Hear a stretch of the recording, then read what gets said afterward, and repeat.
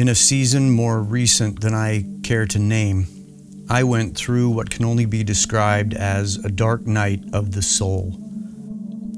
More than anything, I wish I could say that it was only one night. In reality, it was more like 3 years, maybe even more. It was like being in a bad dream. You don't recognize where you are, who you are.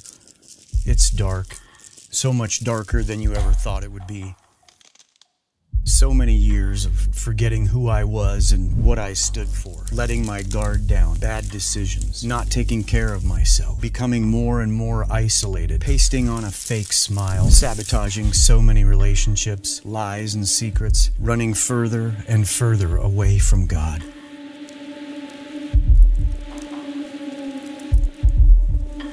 All of that running, thinking I was in control of my life, left me with nothing but wreckage. I felt abandoned even though I was the one who walked away. Let me tell you with all of the conviction I have, this is a terrible place to be. And I knew that I had allowed it, at times even orchestrating it. I was in an exile of my own choosing.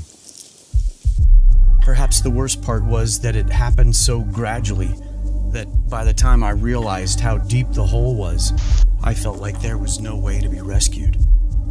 Down to the point where I wondered, even if I could muster the courage to cry out to God, would He even bother to listen?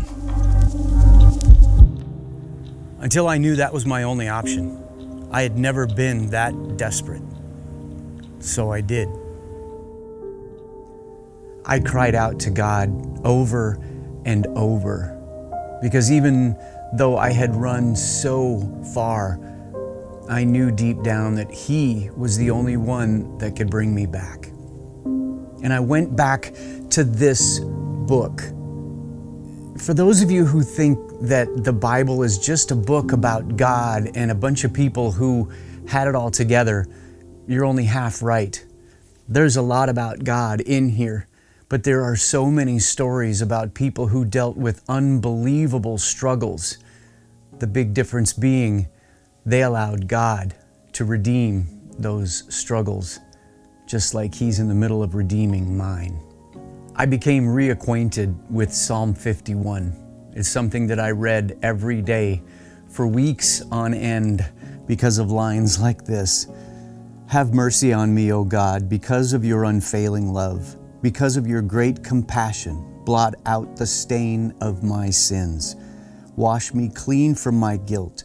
Purify me from my sin. For I recognize my rebellion. It haunts me day and night. Against you and you alone have I sinned. I have done what is evil in your sight. And while that may paint a bleak picture, I think that some of the first big steps that you can take in getting past your rebellion is admitting it. And there's one more line I want to share because it became the thing that I tried to remember every single day. Create in me a clean heart, O God. Renew a loyal spirit within me. Crying out to God was the hardest thing to do, but it was the best thing to do. And I wish that I could tell you that everything was fixed in just one night, but no. A long season in a dark night of the soul has been followed by a period of healing and restoration, like the dark fog lifting from all around me.